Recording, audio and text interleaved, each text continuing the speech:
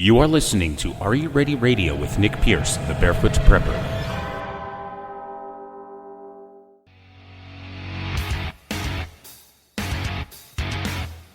Find Are You Ready on Facebook and Instagram at Are You Ready Radio. You can also visit our home on the web. Just go to nickpiercemedia.com and click on the program's link. If you missed the live show, you can listen to the show's archives on iTunes, iHeartRadio, Spotify, Google Podcasts, CastBox, Deezer, and many more, including our home on Spreaker.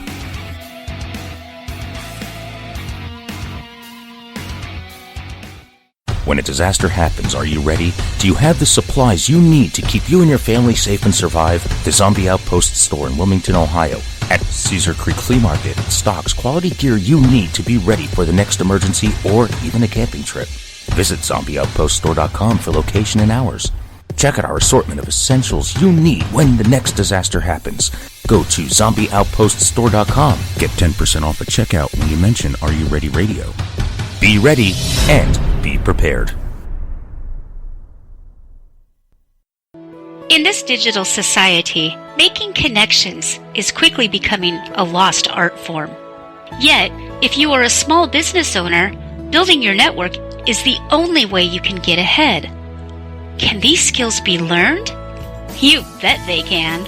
Read Nose to Nose Networking. No-nonsense, in-person networking tips from a master. Who's the master? Well, who better to teach networking and friend-building skills than a golden retriever? The author, Melanie Hope, takes the antics of Abigail and translates them into the human experience. Through Abby, you will learn how to set your intention, build a network, and get into and out of conversations with grace. If you love the Dog Abby segments on Counterculture-Wise Radio, you will love Nose to Nose Networking even more. Find it on Amazon and Barnes & Noble in hard copy, Kindle, and Nook. Visit counterculturewise.com for direct links.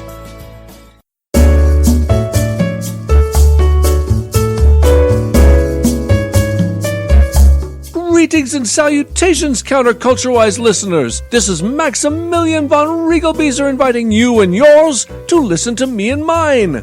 Join me, my sisters Abby and Fritzy, and my weekly guests, my father Jim and Mumsy Melanie, for Counterculture-Wise. Max, it's not your show! And we're not your guests, Max. We're the hosts. You may want to rein it in a little bit, buddy. Very well.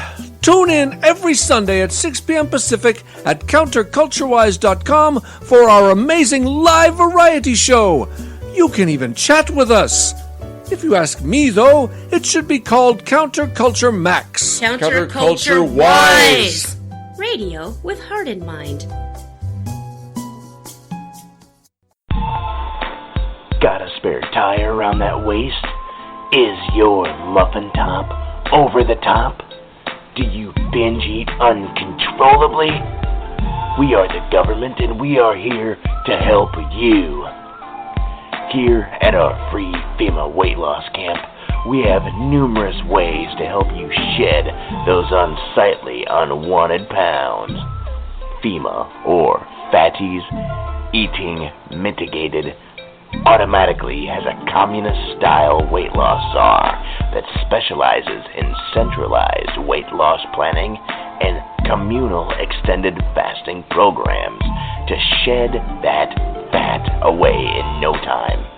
Skin and boned means extra toned is the motto. Just remember, there is no way you can do it on your own. We will forcefully assist you into compliance. Failure is not an option in this utopian wonderland. How fantastic. Typical workout regimes include digging ditches and restocking them with dirt, building railways and more. Get life skills while you get lean. How do you join? Simple. Recite the Constitution in a public commons or violate the Patriot Act that includes simple misdemeanors. It's really that easy to get your own fenced-in slice of Americana. Stop being a fatty. The state is your daddy. If you like what you are listening to, we appreciate your support. A small contribution from you, the listeners, can continue to help bring you such content and help keep things going here, even if it's just $1 a month. Keep in mind, though, in the spirit of prepping, we believe in redundancy, so it's better to have more than one, but every little bit helps pay the bills. Go to nickpiercemedia.com and click on the Support the Show link. You can make a one-time or monthly contribution in any dollar amount. And again, thank you for your support and listening. Are You Ready is an NP Media Group production and is the official broadcast of the Zombie Outpost in Wilmington, Ohio. The views and opinions expressed during this broadcast are those of the host and not that of the station, advertisers, or its affiliates. You are listening to Are You Ready Radio with Nick Pierce, the Barefoot Prepper. You never know when an emergency is going to happen. Disaster can strike at any time. Whether stuck on the road, riding out a power outage, escaping a natural disaster, or surviving a doomsday apocalypse, what would you do? No matter the scale, whether 1 hour or 1 year, will you survive? You're about to hear what it takes to be prepared. Now ask yourself, are you ready? Have you ever heard the term prepper? What comes to mind? Some of you may think it's a crazy guy with a bomb shelter and an old army truck parked on the front lawn. Well, prepper simply is a person who is ready for almost any emergency, small or large. It's no different than on a rainy day taking an umbrella with you when you leave your home or putting a coat on when it's cold outside. So maybe you think you're prepared for a brief time in that environment. But what if a few minutes turn into a day or even a year? I'm your host, Nick Pierce, the Barefoot Prepper, and I'm going to use my over 25 years of prepping and survival experience and knowledge in this program to help you and your family prepare to handle almost anything from a small event from a doomsday apocalypse. So get ready, because I'm prepared to enlighten you to seriously think, prepare, and answer the question, are you ready? And I want to hear anything you have to say about the subject, whatever you may have to offer. You see, it's important that we share our knowledge with each other, learn from each other, and help each other out. You see, the more prepared those around us are, the better your chances of survival will be when a disaster happens. Now, I'm sure everyone has heard the term zombies. Well, those are just those that are not prepared and come after whatever you have. Well, the call-in number is 513-815-6336 if you want to be a part of the show. Again, that's 513-815-6336. Also, check out our live chat room on Spreaker. That's Spreaker, Spreaker.com. Just go to the Are You Ready show, search it right there in the search bar. You can get there live through the website, nickpiercemedia.com. I post exclusive content on the home of Are You Ready on Facebook and on Instagram. Just go to Are You Ready Radio. You can interact with other members of the prepping community before, during, and after our broadcast. So share your knowledge. And again, if you want to call, the call-in number is 513-815-6336. And this week, I'm going to be talking about home security. Yeah, part of your emergency plan, part of prepping, part of being able to survive, especially in your home, comes down to your home security. What measures do you take? What have you done? How do you have any sense of there could be danger out there? What are your warning signs? How do you communicate what to do and part of your prepping plan? If someone breaks into your home, what do you do if you're home? How do you enter your home after being away from your home to make sure that you're safe? You know, just because the front door is not jimmied open and you see like a broken window or something does not mean that everything may be okay. Now, my point of this is not to create paranoia. My point is not to scare you. My point is not to say, my point is not to make you afraid of your own home. But let's face it, most people when they're out and they just get home, they relax almost as soon as they pull into the driveway or approaching their property or, you know, walking in through their front door. They think, the rest of the world is gone. In a way, the home gives you a false sense of security. And you want to make sure that your home has as much defense as possible. You want to make sure that you are protected in your home. You want to make sure that that psychological image that you have of your home, that you are really safe there. And if for any reason you are not safe at any point, you have a plan. You have warning. And you're able to deal with whatever event may happen in your home when it comes to its security. It's for your own safety. Whether you live by yourself or whether you have a family, it's for your safety. It's for your family's safety. And if your home is the retreat, the location that people come to, should a disaster happen, do you have a security plan in place? In the past few episodes, yes, we did. We spoke about fire plans, pantry, food preps, your bug-out bag if you need to go somewhere. But in most situations, you may be bugging in. And let's face it, a disaster could happen at any point. And a disaster does not have to be a storm, a power outage, a fire, a mudslide, a tornado, or anything like that. Just in regular, everyday life. Every time you come home, every time you go to sleep at night, every time you come home, that is your fortress. That is your domain. Whether you rent an apartment, live in a house in the suburbs, or have a homestead somewhere, how do you secure that property to keep you and your family safe, protect what you have on hand that you need to feed your family with, maybe feed your livestock, feed your pets, protect your children, protect anybody in your prepping tribe? And this episode is for you if you're interested about that. And again, I'd love to hear any information that you want to share. 319-527-6208. Now, all the content that I talk about on this show is available for you free for the taking. If you just go to facebook.com/areyoureadyradio, and you will have a complete copy of the show notes. Now, not everything I say is word for word in those show notes. But anytime I give a list, any topics, outline something, it is in there. For the most part, everything I say will be in those notes. So make sure you check it out for this weekend, this live broadcast. And you can listen to the episodes live. Well, you listen to it live now. You can listen to the playback, the archive of the episodes, of the live episode, in the archives on Facebook. Within 24 hours after the broadcast, you will be able to hear this broadcast over again. So if you miss anything, make sure you check it out. You can read it in the show notes for this episode. You can click on the link and hear this over again to make sure that you have it. Print it out. Check things off, whatever it is. But your own security is very important.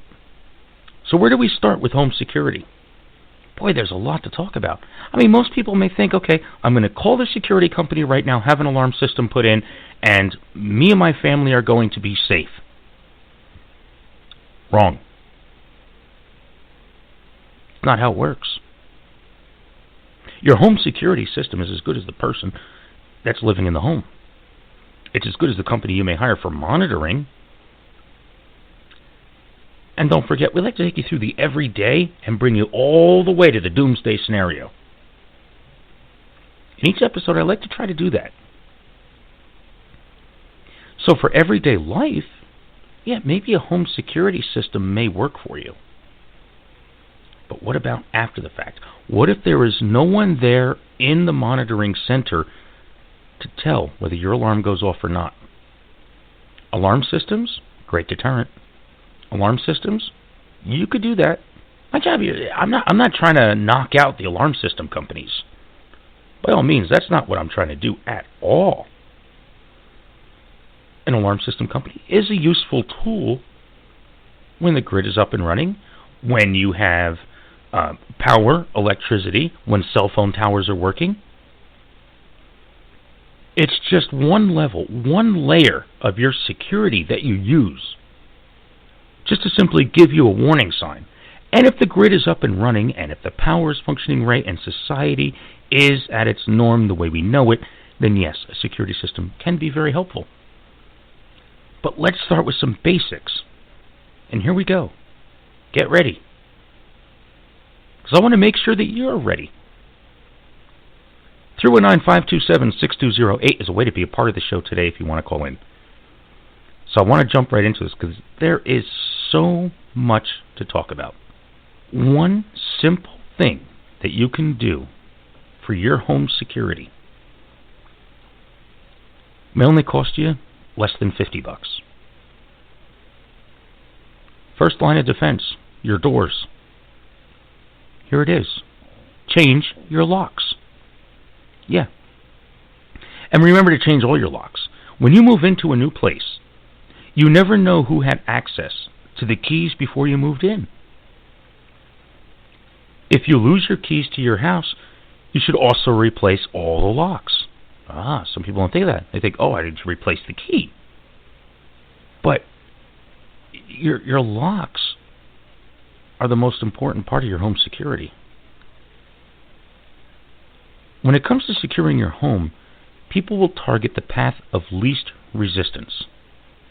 So, maybe they find your key ring. Well, if you have pictures of your children on your key ring and you lose your keys, and they can say, it looks like their children are between such and such an age, they can follow you home because they can identify the children at maybe school or the bus stop or something.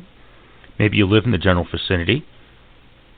Really, it could take about a week to find someone's home that they have a key to, now that you lost your keys.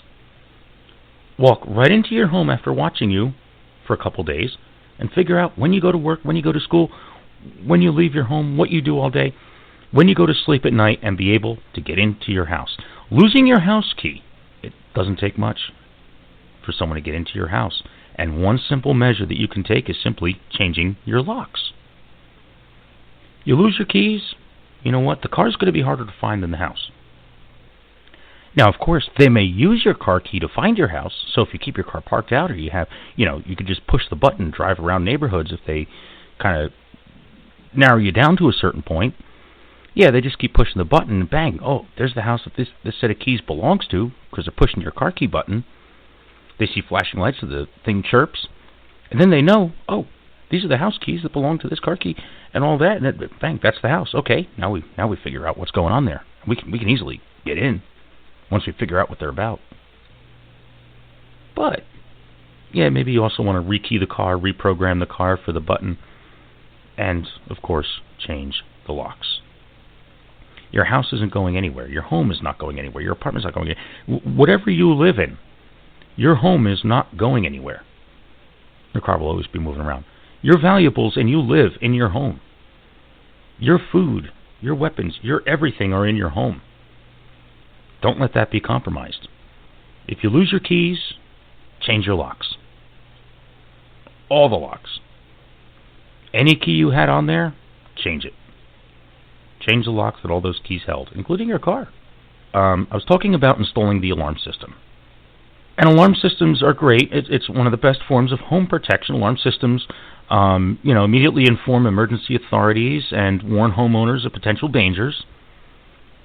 Seeing that the home has an alarm often prevents an intruder from even attempting to burglarize it. And that's great. Hearing an alarm draws a lot of attention.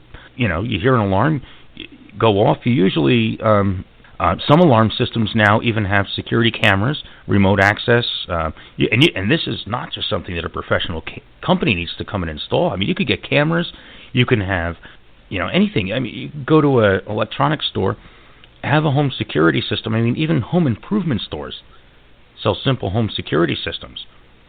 Motion sensors, cameras, all that. Sometimes all built into one.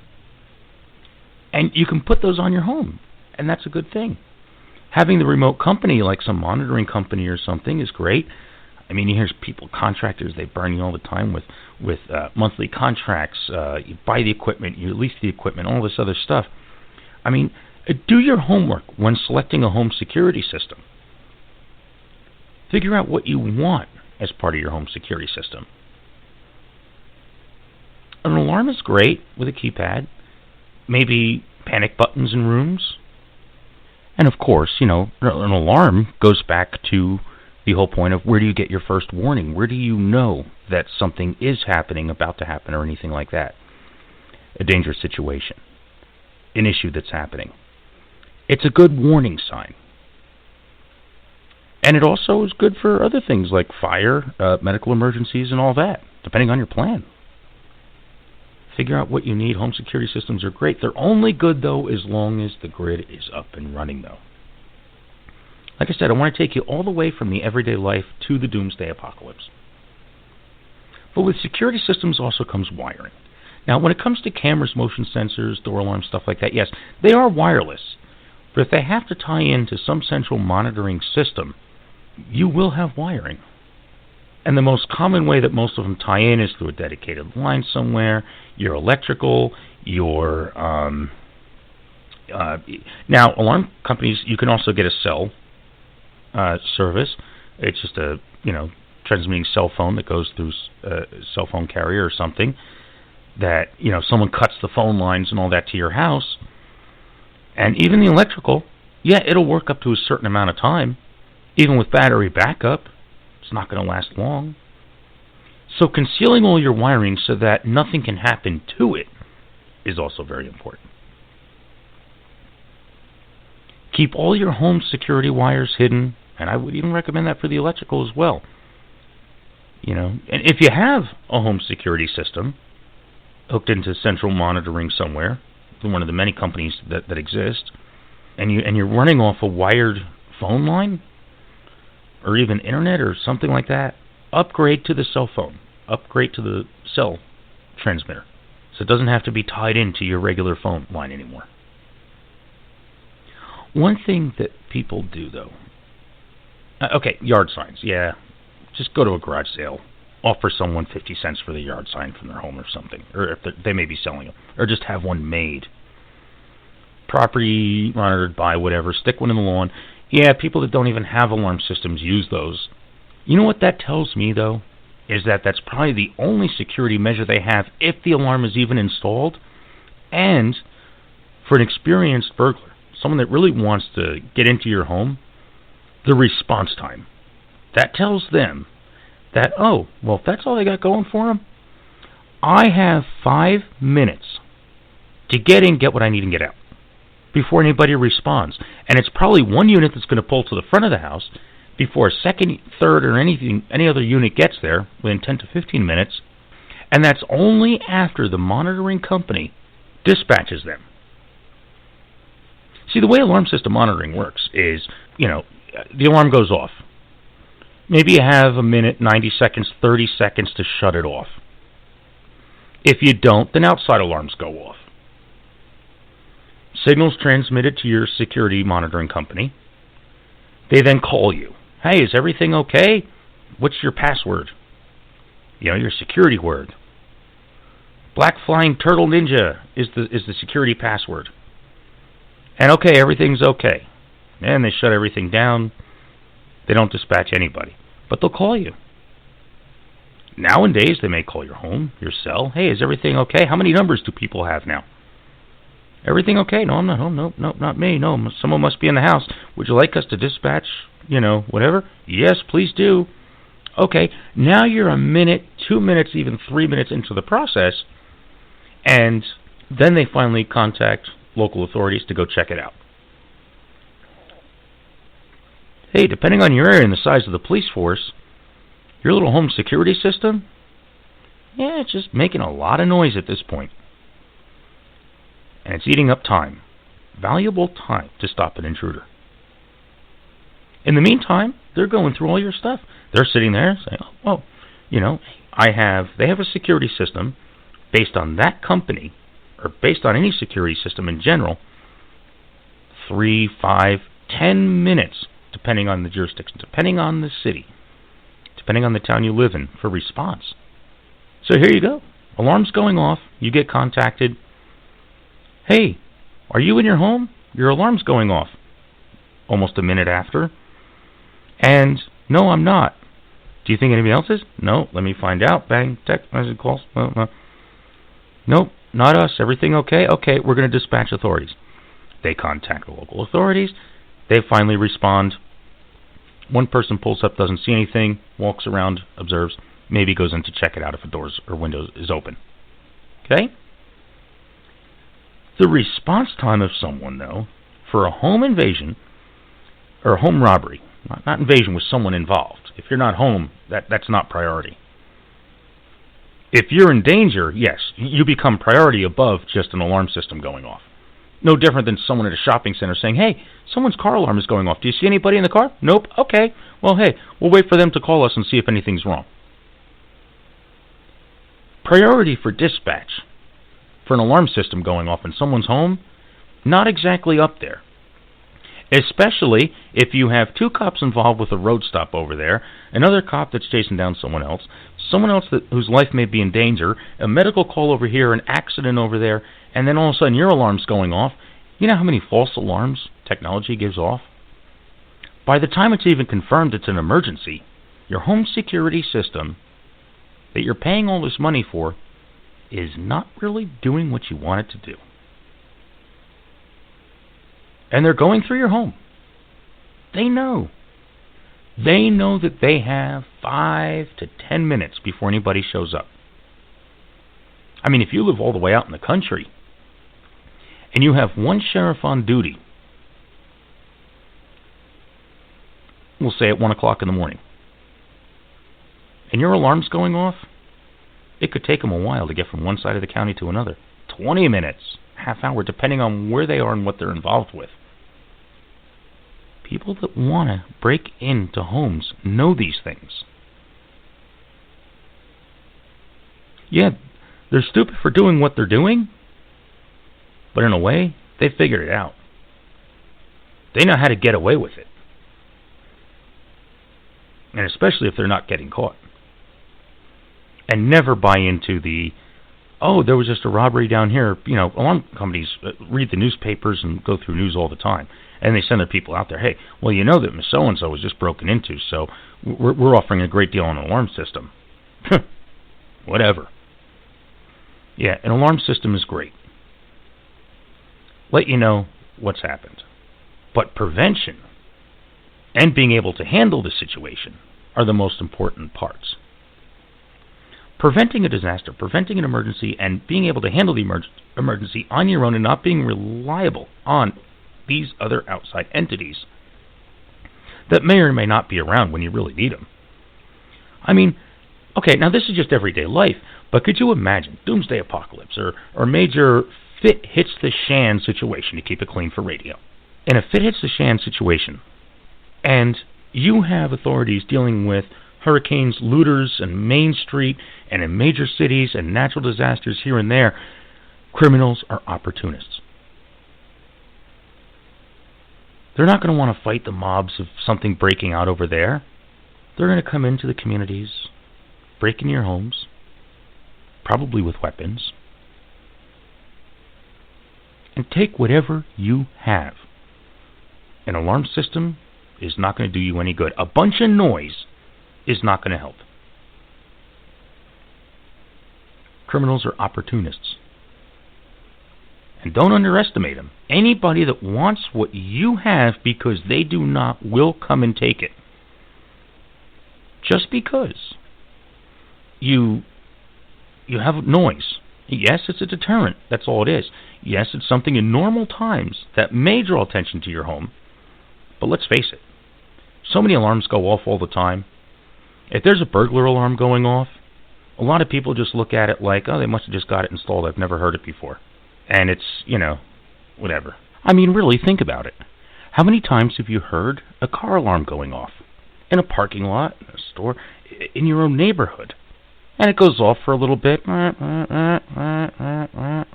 like it just keeps going. You really don't pay much attention to it. You just think, oh, someone sat on their keys. Or, someone pushed the button and it's going to shut off any minute.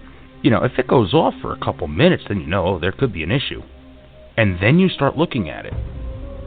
But I mean, for the most part, it takes some time for a reaction to even happen when it comes to whether it's a home alarm or even just a regular car alarm. Or the alarm company's handling it. Oh, they have an alarm. I didn't know that. Draws attention when the outside sirens start going off. But depending on your city, response time may not be what it's cracked up to be.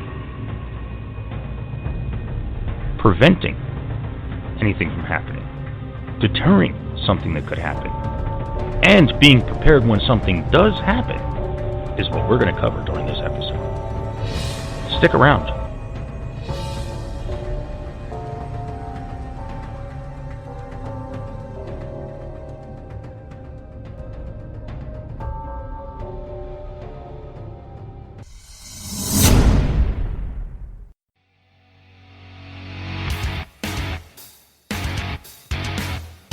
Find Are You Ready on Facebook and Instagram at Are You Ready Radio. You can also visit our home on the web. Just go to nickpiercemedia.com and click on the program's link. If you missed the live show, you can listen to the show's archives on iTunes, iHeartRadio, Spotify, Google Podcasts, CastBox, Deezer, and many more, including our home on Spreaker.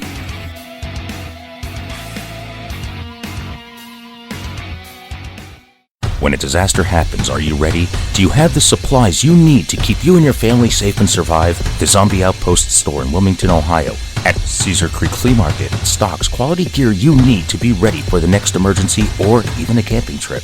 Visit zombieoutpoststore.com for location and hours. Check out our assortment of essentials you need when the next disaster happens. Go to zombieoutpoststore.com. Get 10% off at checkout when you mention Are You Ready Radio. Be ready and be prepared. In this digital society, making connections is quickly becoming a lost art form. Yet, if you are a small business owner, building your network is the only way you can get ahead. Can these skills be learned? You bet they can. Read Nose to Nose Networking. No nonsense, in-person networking tips from a master. Who's the master? Well, who better to teach networking and friend-building skills than a golden retriever? The author, Melanie Hope, takes the antics of Abigail and translates them into the human experience. Through Abby, you will learn how to set your intention, build a network, and get into and out of conversations with grace. If you love the Dog Abby segments on Counterculture-Wise Radio, you will love Nose to Nose Networking even more. Find it on Amazon and Barnes & Noble in hard copy, Kindle, and Nook. Visit counterculturewise.com for direct links.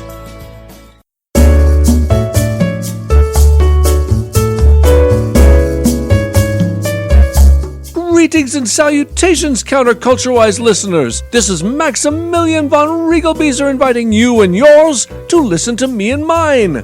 Join me, my sisters Abby and Fritzy, and my weekly guests, my father Jim and Mumsy Melanie, for Counterculture-Wise.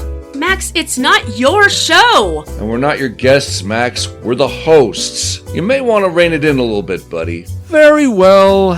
Tune in every Sunday at 6 p.m. Pacific at counterculturewise.com for our amazing live variety show.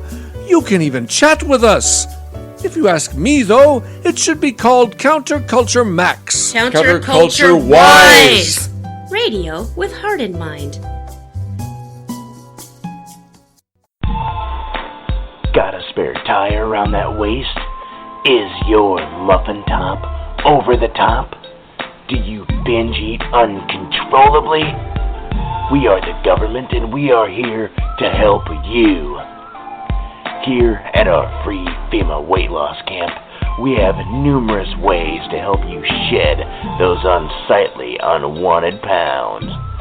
FEMA, or Fatties Eating Mitigated, automatically has a communist-style weight loss czar that specializes in centralized weight loss planning and communal extended fasting programs to shed that fat away in no time.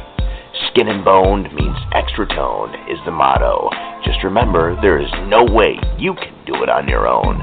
We will forcefully assist you into compliance. Failure is not an option in this utopian wonderland. How fantastic. Typical workout regimes include digging ditches and restocking them with dirt, building railways and more. Get life skills while you get lean. How do you join? Simple.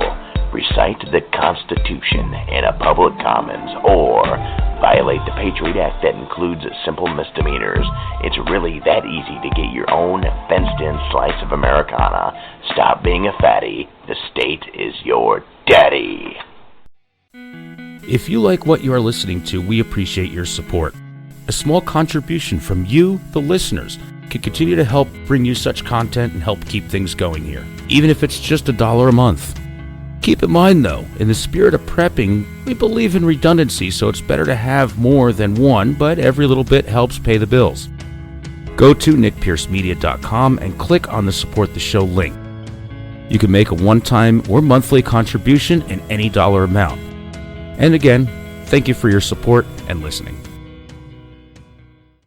You are listening to Are You Ready Radio with Nick Pierce, the Barefoot Prepper.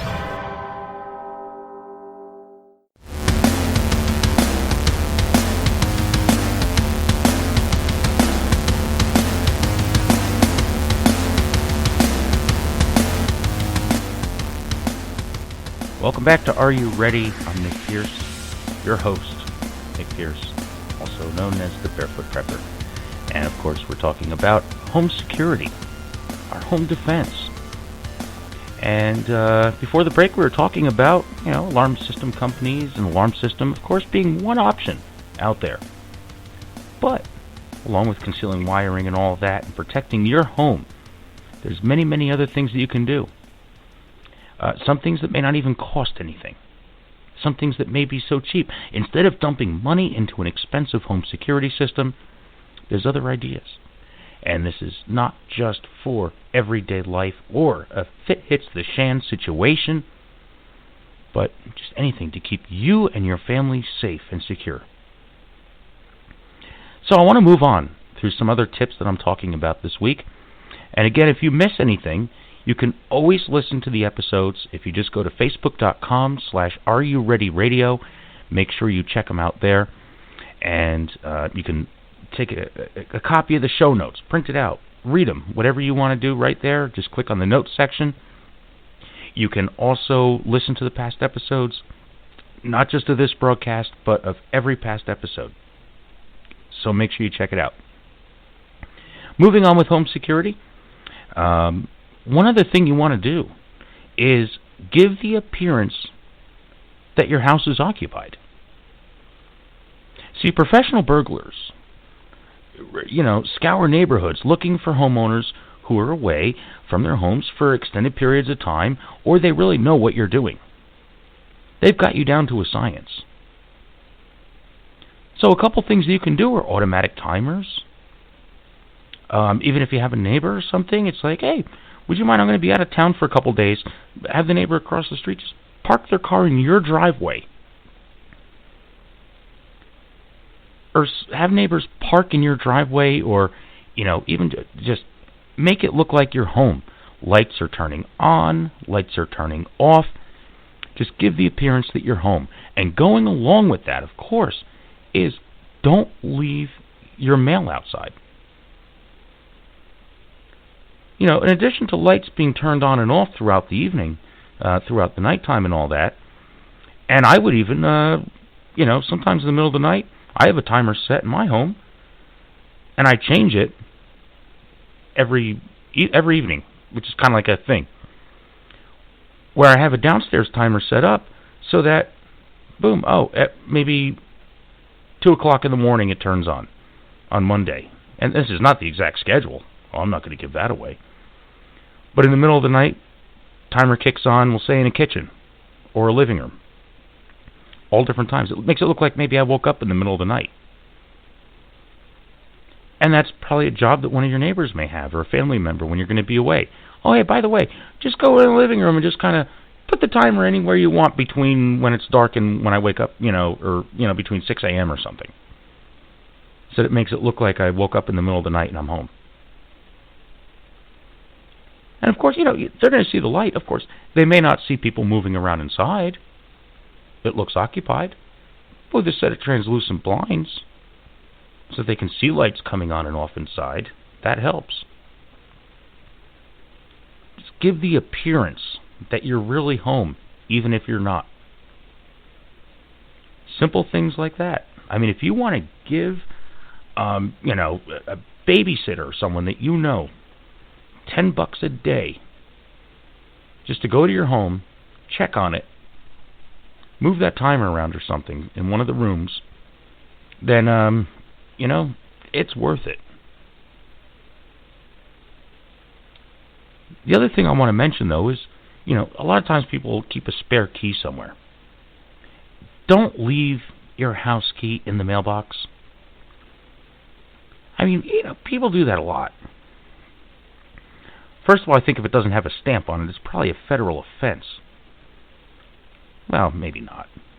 But, get the point. People target homes. I mean, professional burglars, professional people, they know what they're doing. It's such a common place to hide a key, don't do it there. And, of course, there's always the rock by the front door. Or the rock in the garden somewhere. Very, very distinct something or other. Somewhere by the front door. Okay, yeah, that's an option, but it's visible. People will see someone taking that key out and going to the front door to use it. What you do is maybe put it under a rock or in some discreet area in the back of the house.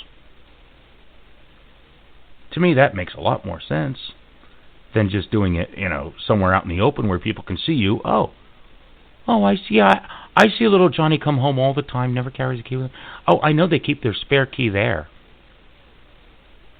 Oh yes, that's where they keep their spare key. Every day I see so-and-so come home from school, and there's their spare key. It's got to be under that one big little, the flower pot over there. Your neighbors know. A professional burglar, anybody that wants to get into your home will know too. Someplace where no one can see it. And be creative. I know there are fake rocks out there, whatever. Yeah, I know. I love watching sometimes the messages that come through on the Facebook page. It's like, oh, well, we have fake rocks. We have multiple fake rocks that look like they're part of the landscape that we have keys in. Okay, hey, if that works for you, that's nice. But, one thing that you probably did was you said, oh, well, let's buy 3 of these fake rocks, and we're going to put one at the back door, one at the front door, and one by the garage or somewhere.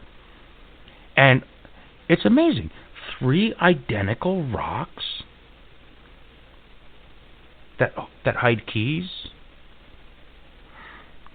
Be creative. It's not going to cost a lot of money. I mean, you know what? I could do a whole post on hide it. You know what? I should do that. I'm going to make a video this week of like 1,000 ways to hide a key without using some of these gimmicks that are on the market. I totally would. Maybe not 1,000. I mean, we want to keep it kind of flowing and short. I mean, no one wants to sit there for like 4 hours of their life watching 1,001 ways to hide a key. I mean, maybe I'll just post something to give you the gist of it. But the mailbox isn't one of them. Actually, a couple things you could do with the mailbox, though. Maybe I'll include one of those. But I want to move on. We don't have all day to talk about this. I mean, home security. I mean, there's always so much to talk about. But the next thing I want to get into is lighting up your home. Landscape lighting. Now, for some of you, maybe you've read the bios. Maybe you know what I've done in the past. But I'm a lighting guy. I was a lighting design manager. I mean, I did the lighting thing. I did Broadway, off-Broadway, all that. Everything from concert, theater, TV, all that. Okay? So lighting, one of my specialties, if you're ever going through your checklist of things that you could contribute or your special skills that you may not need books to learn and you can contribute to any situation or something like that, and if it hits the shan thing or any emergency, lighting, electric, one of my fortes. In addition to audio. And my audio setup is quite complex. I mean, yes, okay, we have the studio, we have I have a home studio and all that, but in the bunker, I could still broadcast. Electronically, internet, I mean, you name it. I could be 20, 50 feet below ground. And my thing, actually, I should post a video about that too. But anyway, talking about the lighting. A smart way to keep thieves away is to utilize lighting. And you can do like the whole infrared motion detectors and all that, and that's all great. I mean, you can remotely control your home lighting depending on your system through your tablet, mobile device, whatever, and that works too. I mean, just like you can watch security cameras from your smartphones now. And that's good, but There's a couple things, though, when it comes to lighting. Lights that automatically turn on are great, and everything. Motion detectors, whether it's for someone in a specific area or zone of your property. No burglar wants to easily be visible while they're trying to commit a crime. So, we can go with the more light, the better. I mean, we don't need a Pink Floyd laser light show anytime someone comes on your property. Of course, that would draw attention. People will probably pay more attention to that than a home security alarm going off. If all of a sudden it's like a raccoon runs across your front lawn and you have like the Wall concert happening or Pulse or something from Pink Floyd and got lasers and there's an immense light show going on. I mean, that'll definitely attract a lot of attention. But exterior lighting on your home is very important. I mean, all jokes aside, there's a few things that you want to consider, though, when setting this up. You want the light on your house when you're approaching it. So the first thing is when you're approaching your home, having a set of lights that you can clearly see the house, your home, your building, whatever it is, to make it visible from your point of view. If you put a bunch of halogen lights, the brightest lights you can find, you can make these xenon LED immense sun intensity, the magnitude of the sun, gleaming from above your garage door, your front door, all around your gutters. I mean, you could put a whole light bar up there, projecting on your front lawn, and you can have the brightest lights imaginable so you can see everything on your front lawn approaching your house, from the house out to the road. That's not going to work. You're blinding yourself. You really can't see what's happening on your home. So you have two sets of lights. One that lights up the exterior of your home from your point of view, coming in your driveway, coming down the road, coming down the street or whatever, that are on when you're away. And then at night when you're in your home, the lights that are shining towards the home are off. They're not used. Because you don't want them shining in your windows. I mean, just take a simple flashlight and go out on your front lawn, and if you look out a window, someone shines it in your face, you're not going to see what's going on because it's projecting at you. You want light to be shining in the direction that you're looking. So two sets of lights for your home are very useful. So you have a set of lights before you leave. You have your exterior lights on. But maybe they're on a timer. Maybe you have the lights that are normally at your home shining out as if you are home, and they only come on remotely or on a timer for the approximate time that you're going to arrive. That say, oh, boom, front lights on, shining towards the house. And then you can see your property. You can see your structure. You can see your home as you're approaching. And you've illuminated the whole thing. Now, when you're inside, those lights are not used, and your exterior lights are on. Now, I know that's kind of crazy. Exterior lights. Well, the exterior lights that you use when you're inside your home, which may be the big, bright, mega power flood system that you want to set up to illuminate your whole property if you need to flip a switch, that shine from the house out to the road, from your own point of view so that you can see what's in front of you. No one sits there with a flashlight and says, oh, I can't see over there, so they're going to put the flashlight all the way over there and shine it towards them so that they can't see what they're trying to light up. Just put it in perspective that way.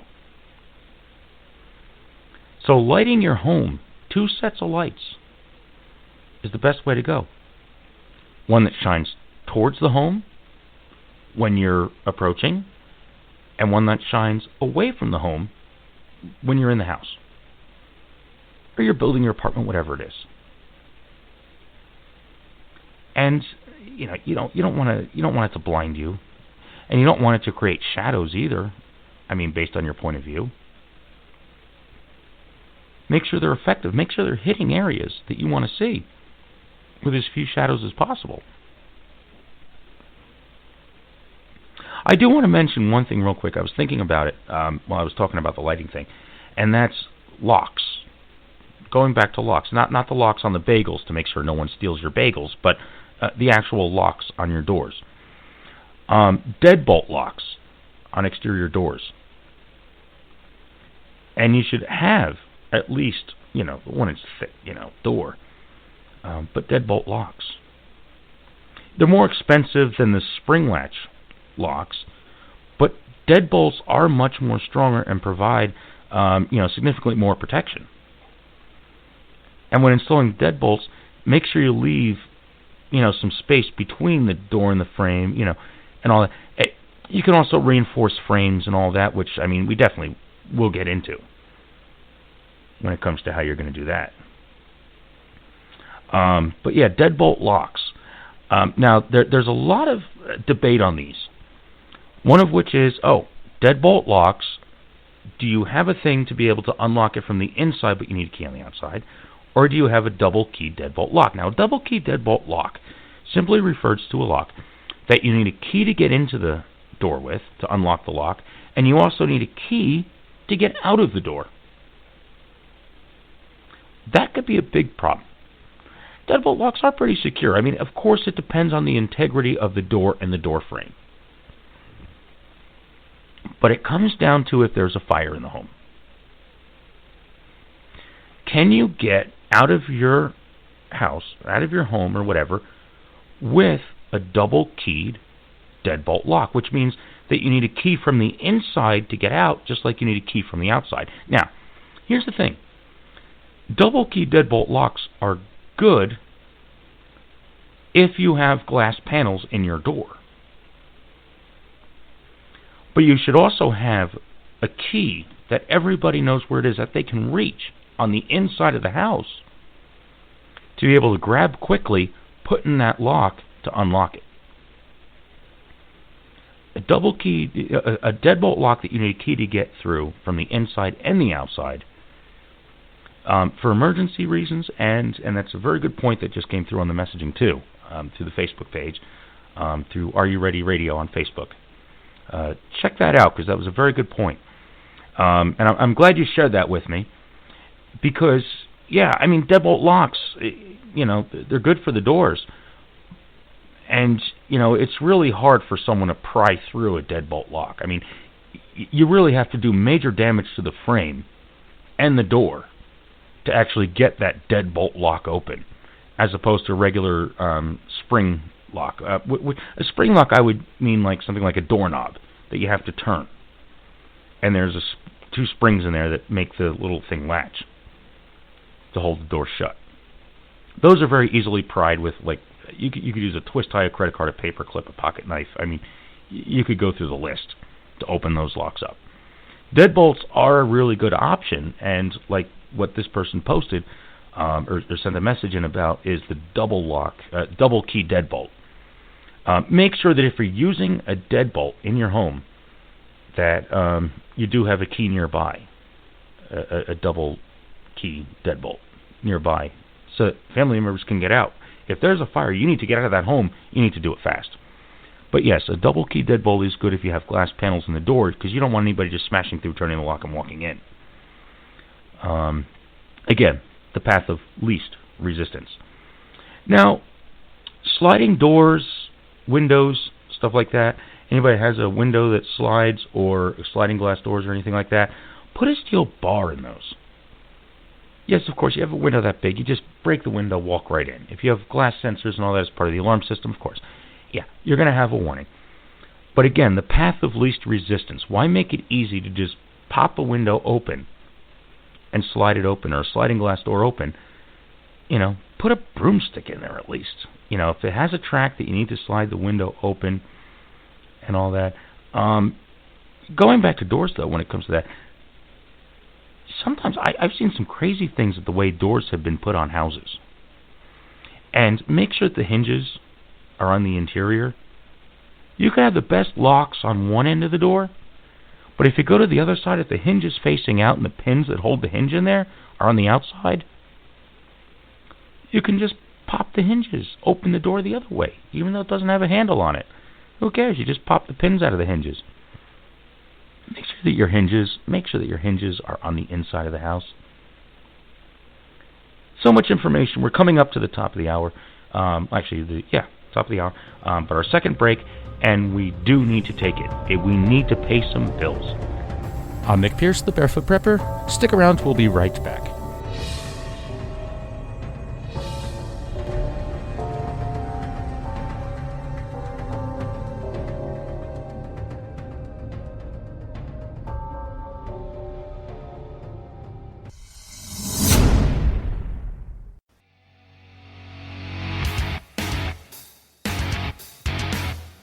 Find Are You Ready on Facebook and Instagram at Are You Ready Radio. You can also visit our home on the web. Just go to nickpiercemedia.com and click on the program's link. If you missed the live show, you can listen to the show's archives on iTunes, iHeartRadio, Spotify, Google Podcasts, CastBox, Deezer, and many more, including our home on Spreaker.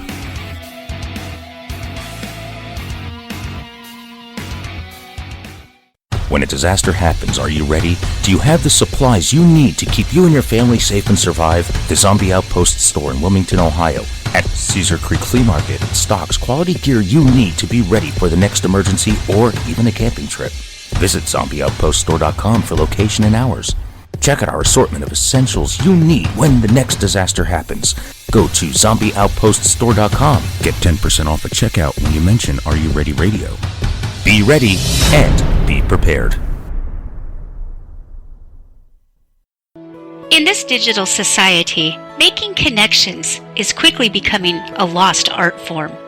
Yet, if you are a small business owner, building your network is the only way you can get ahead.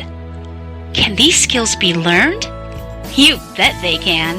Read Nose to Nose Networking. No nonsense, in-person networking tips from a master. Who's the master? Well, who better to teach networking and friend-building skills than a golden retriever? The author, Melanie Hope, takes the antics of Abigail and translates them into the human experience. Through Abby, you will learn how to set your intention, build a network, and get into and out of conversations with grace. If you love the Dog Abby segments on Counterculture-Wise Radio, you will love Nose to Nose Networking even more. Find it on Amazon and Barnes & Noble in hard copy, Kindle, and Nook. Visit counterculturewise.com for direct links.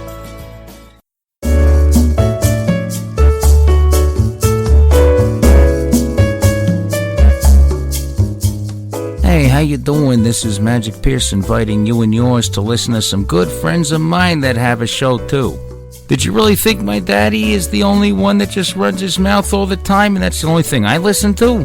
No, it's not. I got a show I listen to on Sundays. Join host Max and his co-host, my hottie Fritzy, and of course my good friend Abby on Counterculture-Wise, Sundays at 6 p.m. Pacific, 9 Eastern. They have their own human guests, Melanie and Jim, each week. They don't meow a lot, but you get what they're saying. Now let me tell you, you have to go to counterculturewise.com. Use your paws to play with the mouse and scroll down to the on-the-air button on the right to hear their show. Just click on that. After that, watch them on Periscope like I do. Daddy gives me a little mouse to play with, and I get farts the whole time. It's a great show. Check it out. Counterculturewise.com. If you don't tune in, I get cuckoos on you. Thank you so much for that ringing endorsement, Magic. It warms the orange hearts of me and Abby and the gray heart of Fritzy to hear you say such amazing things about our show. I'm pretty sure that Mumsy and Father have pink hearts, so we will assume their hearts are warmed too. Forget about it. I got you guys. Good peoples.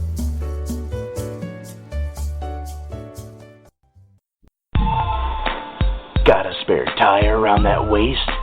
Is your muffin top over the top? Do you binge eat uncontrollably?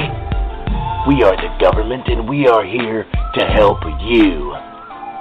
Here at our free FEMA weight loss camp, we have numerous ways to help you shed those unsightly, unwanted pounds.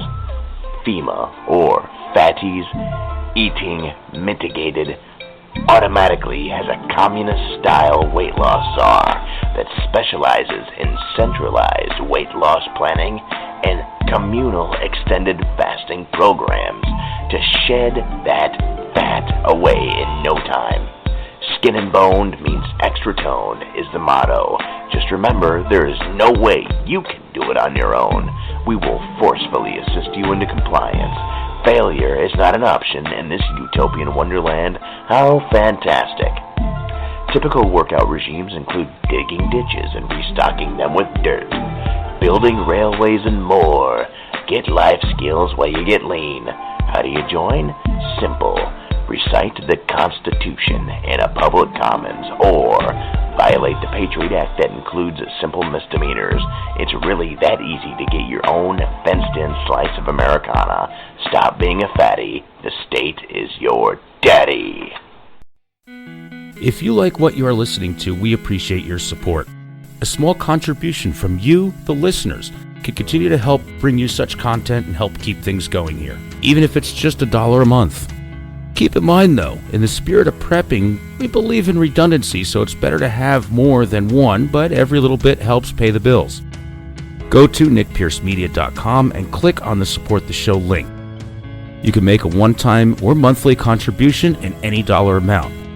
And again, thank you for your support and listening. You are listening to Are You Ready Radio with Nick Pierce, the Barefoot Prepper.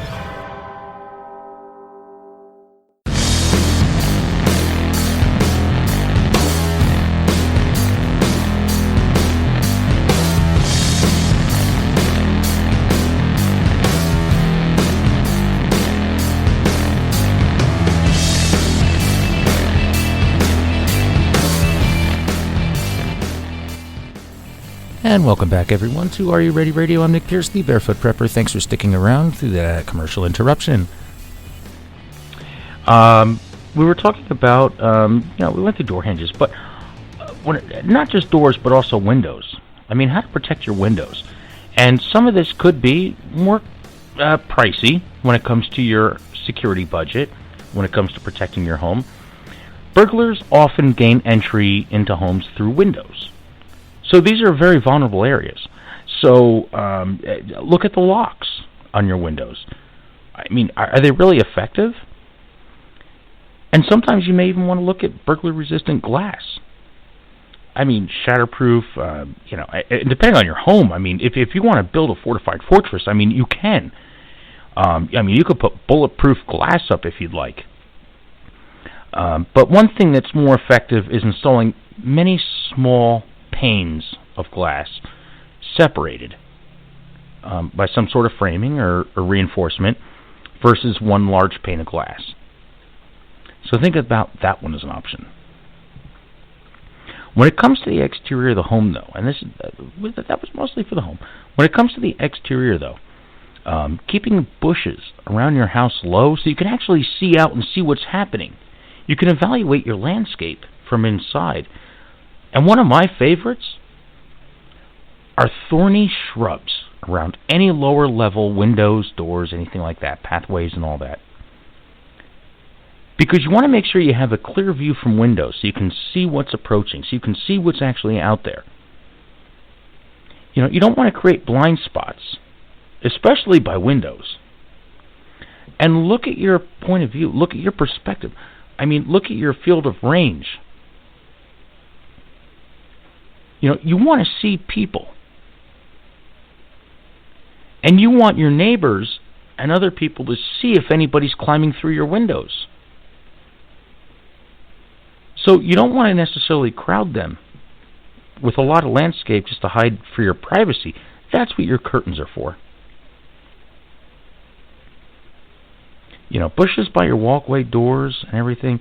If you use thorny bushes, I mean, particularly bushes that are thorny all year round, and I mean, there are things that really do blend into your natural landscape. You won't have any problem finding them. Some of them very beautiful, very ornate, and all that. Some of them even evergreens. I mean, holly. and other things that hold color all year round. With thorns, it's like barbed wire around your property.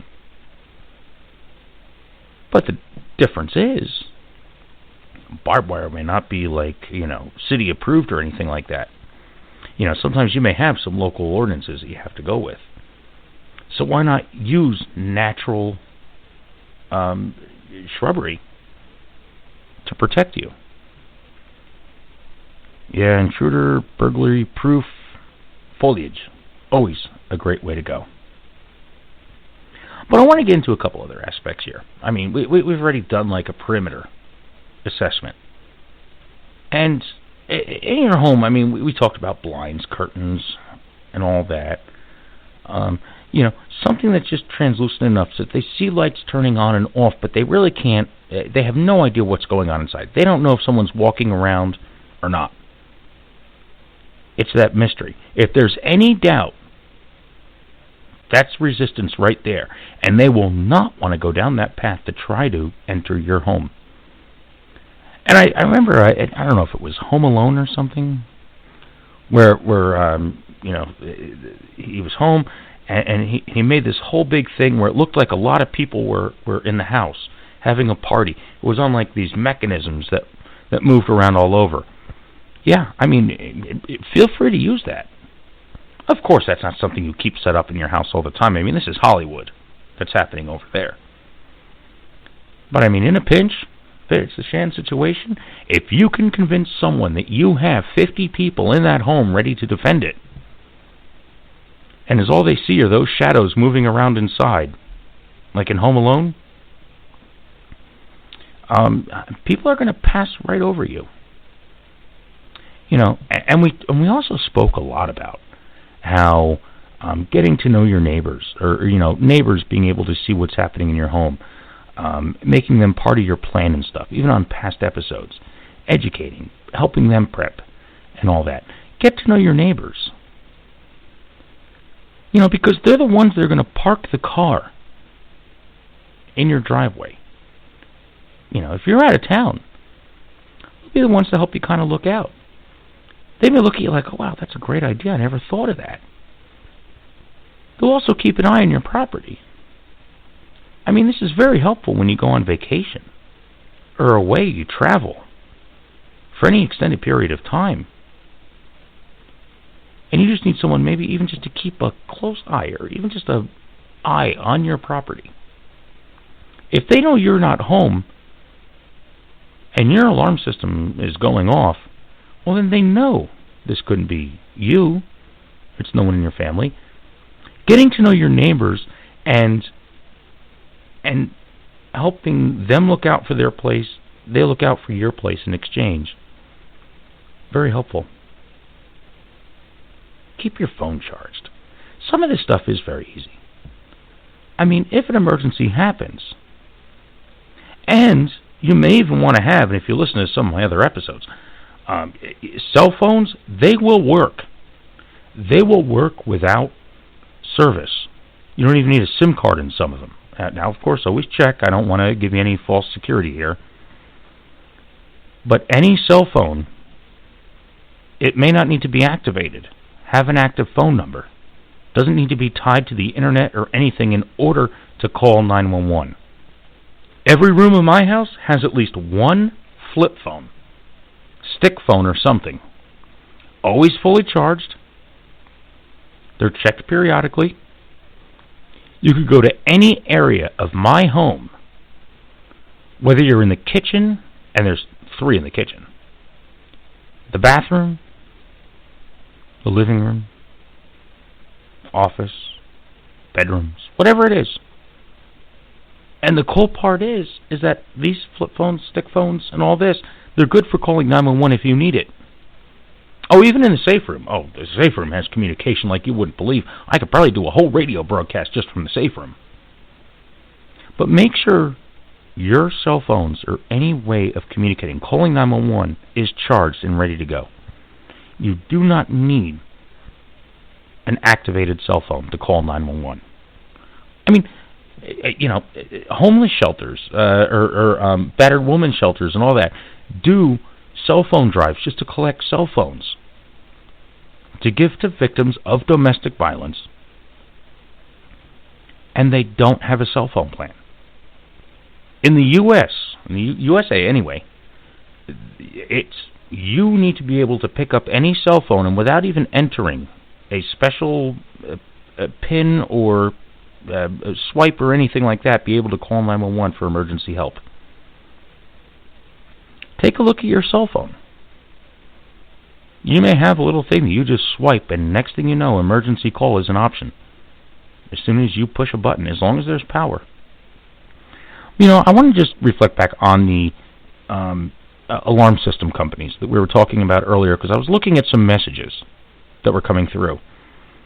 And, like I was saying earlier in the broadcast, how people say, oh yeah, they read the newspapers, they comb police reports and all that, and alarm companies are quite brutal with trying to use scare tactics to get you to install an alarm system. Just to go into that a little deeper, don't accept unsolicited help. If an alarm company contacts you, don't bother. You don't know if it's a real alarm company or not. They'll put a bunch of equipment in your house just to scope it out. It's a way for them to infiltrate into your private space, into your home, to case the place out, to decide whether or not this is a place worth, coming back to in the middle of the night. They'll sit there and ask you questions. In order to customize your security system, and this is a very good question. We'll help you customize a security system. When are you normally at work? What hours of the day you're normally gone from the house?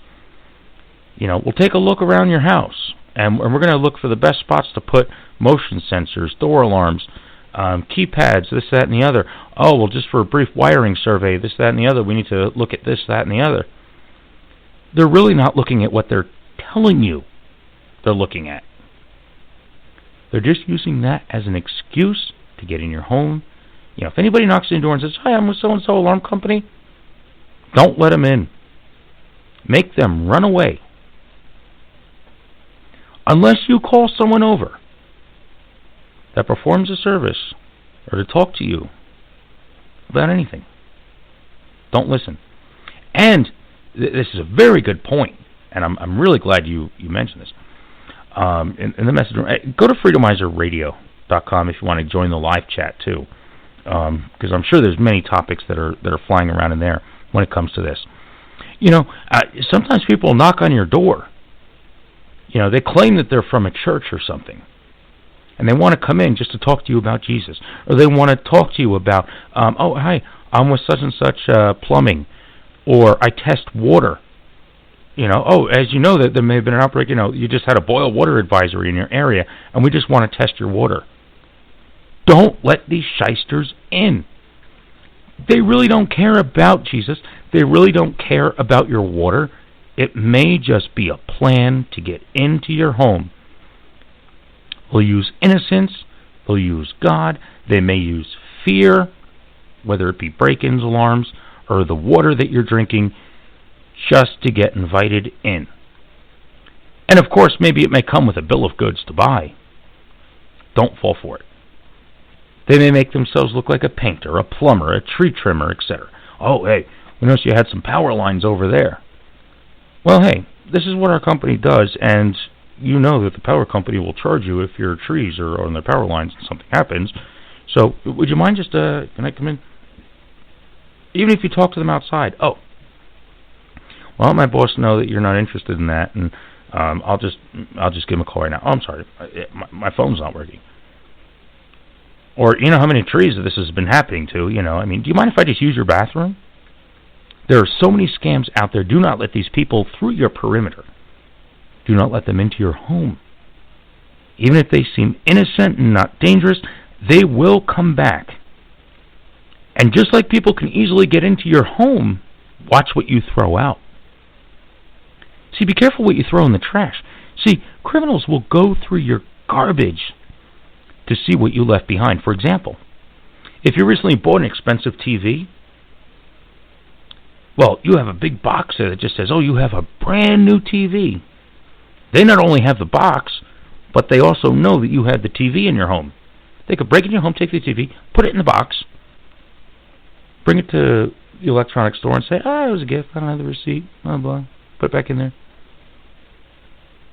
I mean, that's crazy.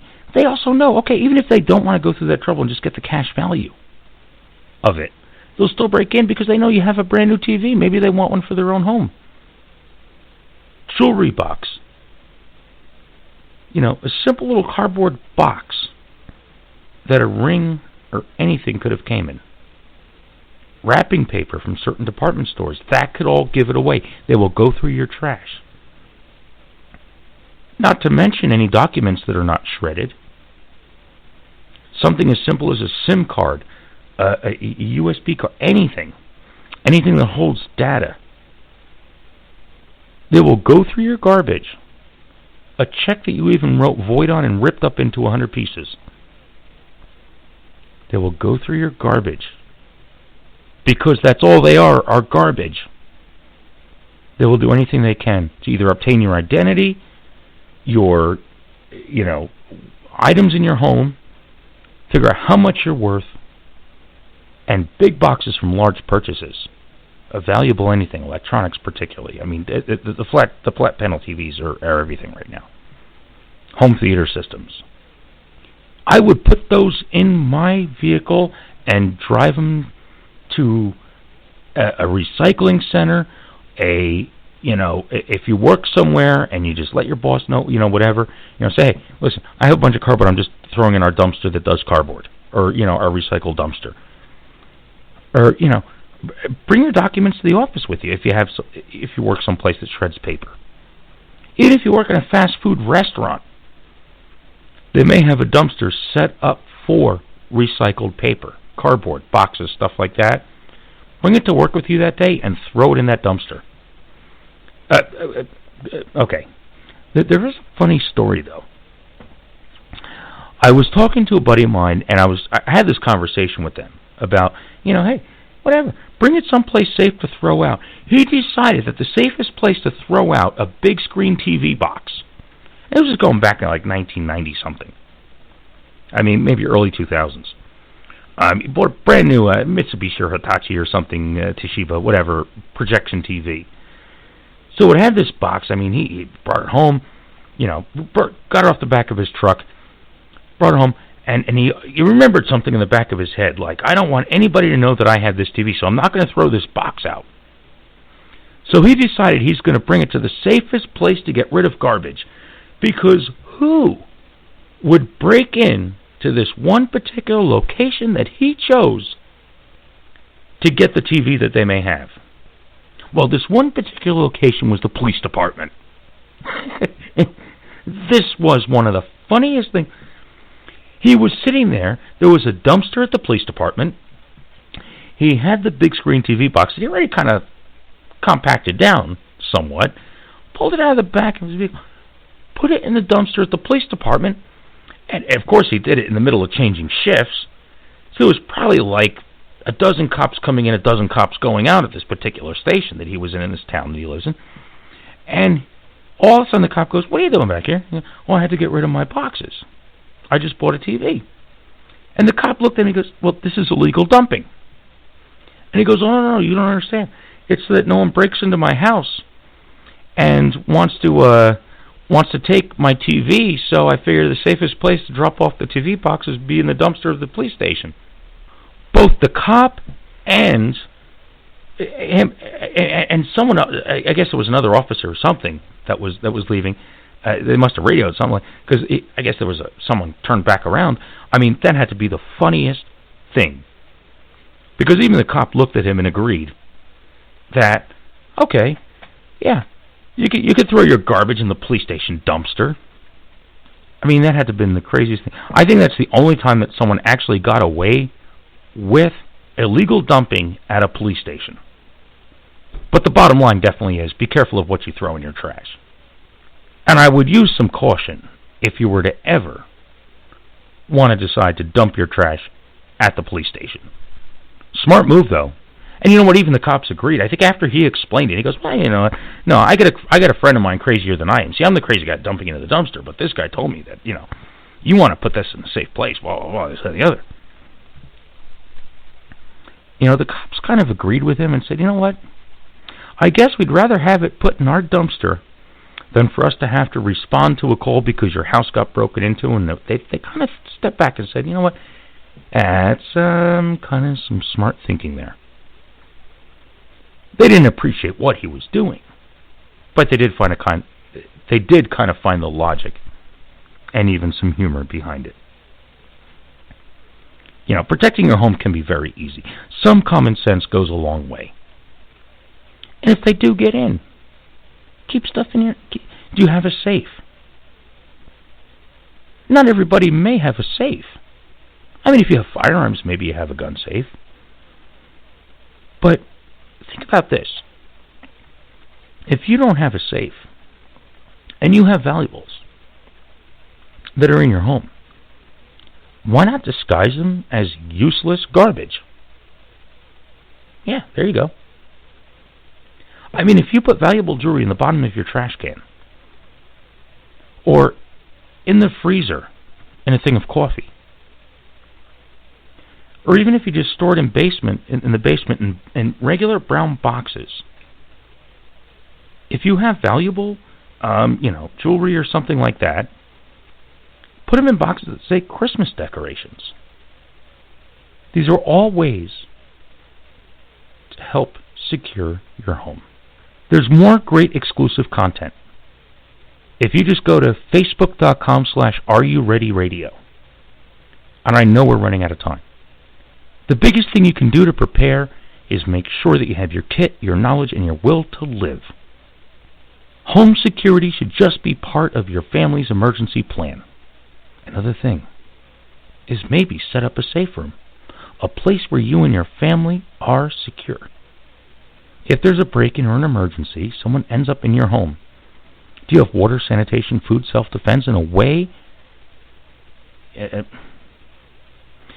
second area in your home to retreat if there is a break-in or an emergency? Is your safe room.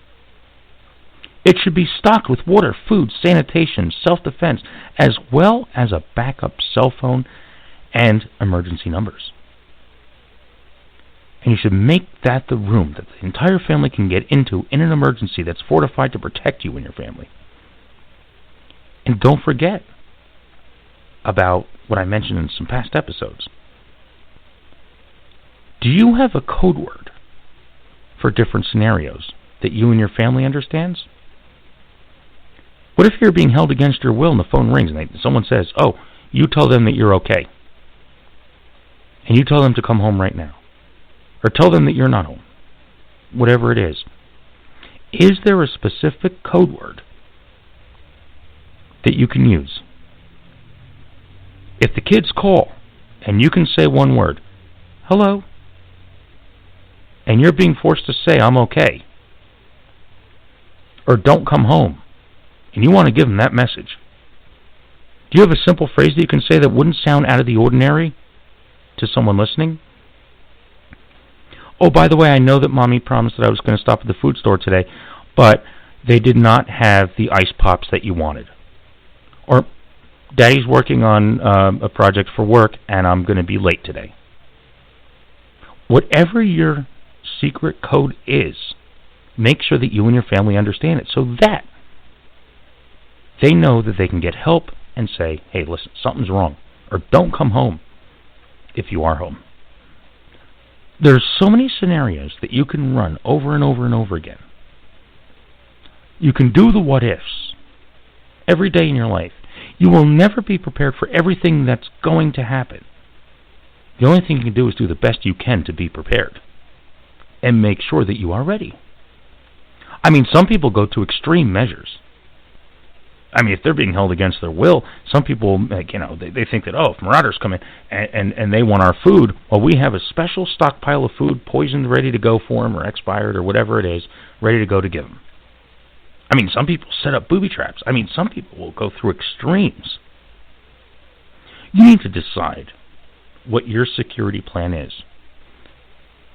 Is there a special bottle of water somewhere to make sure that you and your family are safe?